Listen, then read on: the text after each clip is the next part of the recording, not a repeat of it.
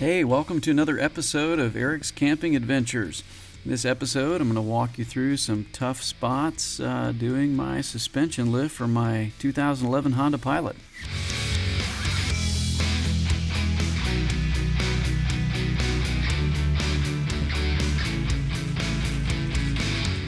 There are several different companies out there that make lifts for Honda vehicles, and this is not an endorsement of any one company.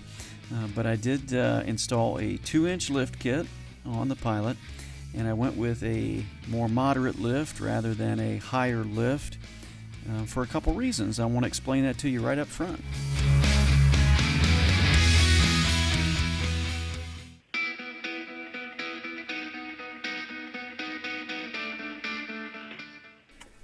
When I bought a Honda Pilot, I was looking for a reliable vehicle. I wanted to make sure that when I did my lift that I was not undoing the original reliability of the Honda Pilot platform.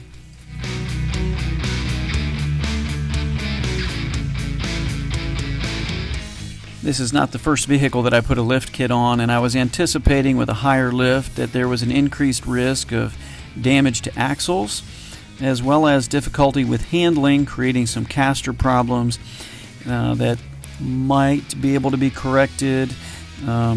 Camber that can be thrown off, it can be corrected, but I wanted to make sure that I wasn't creating problems by just lifting the vehicle.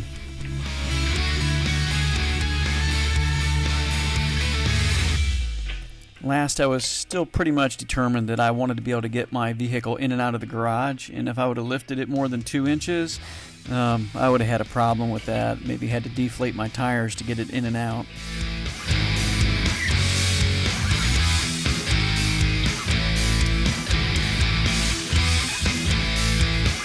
As you can tell from what you've been watching, it is really important for you to use penetrant on these bolts. They are usually tight, whether it be the brake lines, the ABS sensor, or just the bolts that attach the strut to the hub.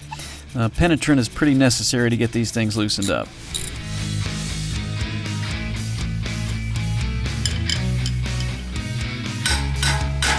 There goes my first hub coming loose, and I set a jack below the front control arm just to block it from pulling the axle out.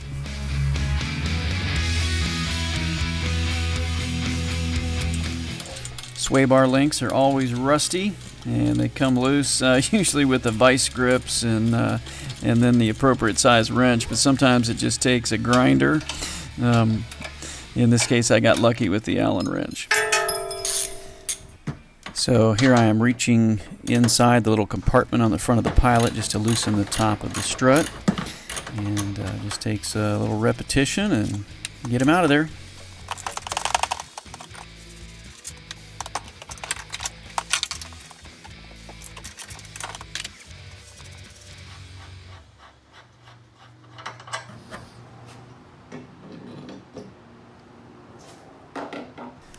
Installing the top hat struts is pretty simple. Just line up the holes and tighten them down with your original bolts, and then use the bolts that came with your kit to go back through your mount up at the top of the chassis. These are only a 2-inch lift, and one of the things that I would consider, rather than continuing to raise your vehicle up higher and higher and then starting to mess with your suspension, is to consider cleaning up the bottom of your vehicle. And we'll talk about that a little bit more today and then in another video.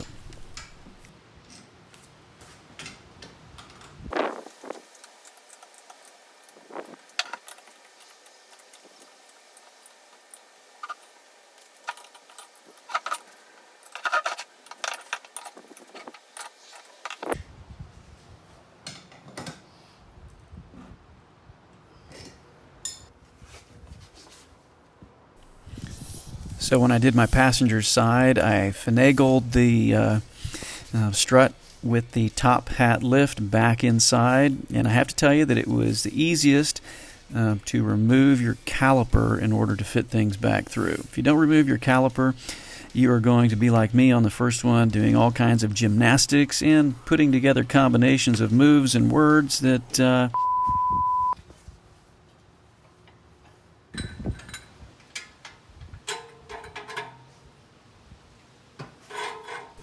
On the second one, I definitely had to get an impact. Even a cheater bar was not enough with a breaker bar to get that strut loose. I put back together the top hat on the second one and just repeated the pattern, this time with the caliper off.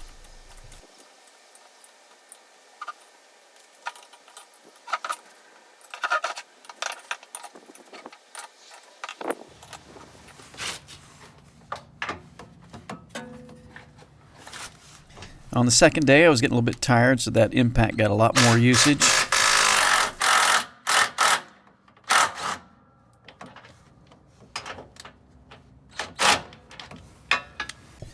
I used the impact to loosen all of the bolts that were on the outer side of the lower control arm, including the shock and the hub, and then drop the old spring perch down.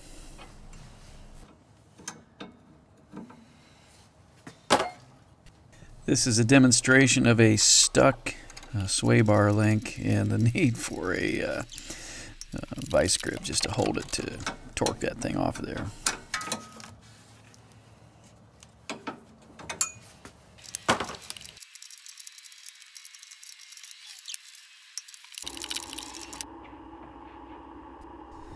Much easier to get the spring in and out on the lower control arm.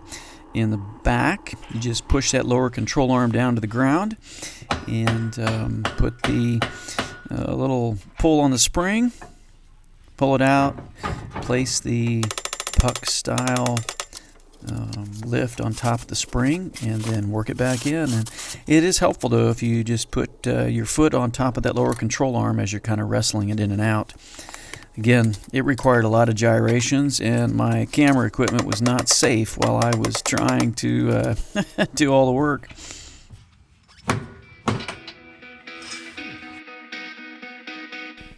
The rear shocks on the back of the Pilot are probably the easiest I've ever seen for removal and replacement. Two attachment points at the top, one nut, one bolt, and then it goes into the lower control arm. It's pretty easy just to slide it back down in.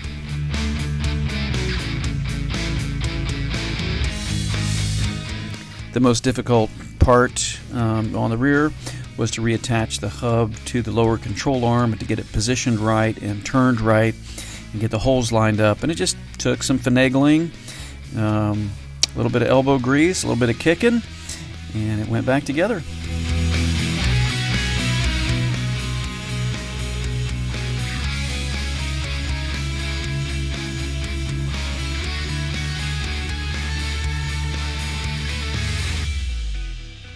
I am feeling really good about right now. I'm putting my last tire back on the car, and I'm going to do a little bit of an alignment with the fishing string around all four tires, and then a little plumb drop from the top of the rim just to get it close enough to drive it safely to the alignment shop. One of the other pieces that makes this into a smart lift is the fact that I had to be able to get this vehicle in and out of my garage after lifting it. Now, it will settle back in after you drive a little bit, but it was really tentative trying to get back out the first time backing this out of the garage after installing the lift.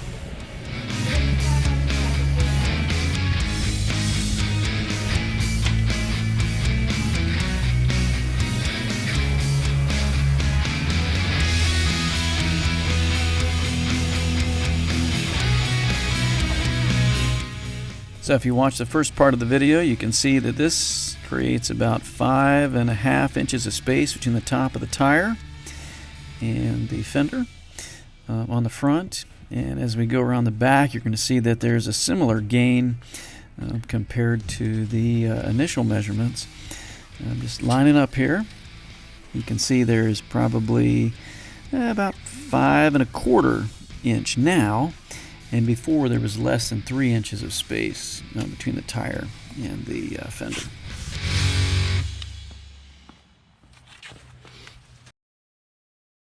So here is the initial look of the Pilot with a little bit of a rear sag and definitely some low.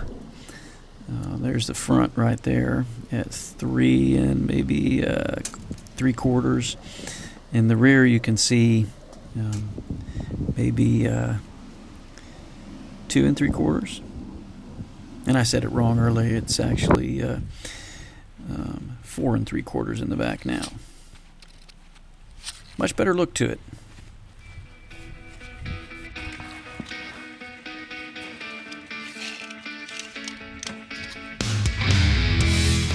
Just looking underneath from the side, you can see about 13.5 inches of clearance at the side of the body.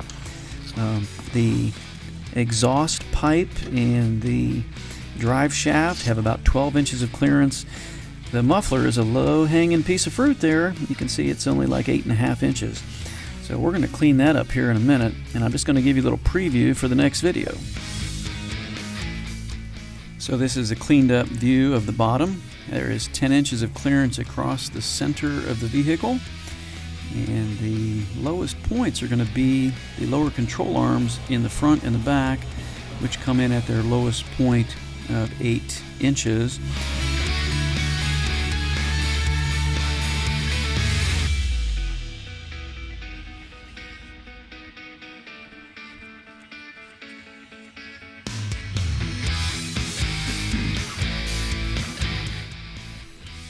As you look across the bottom, you see that little shield there that's around some canisters and then the fuel tank there, and those are all 10 inches high.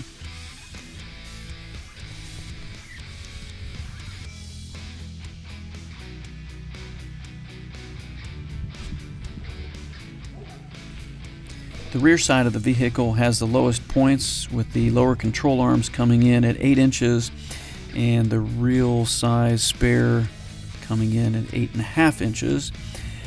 Wanted to go with the real size spare because I plan to upgrade my camping trailer and put some Honda original rims on it, and that way I only have to carry one spare with the entire setup.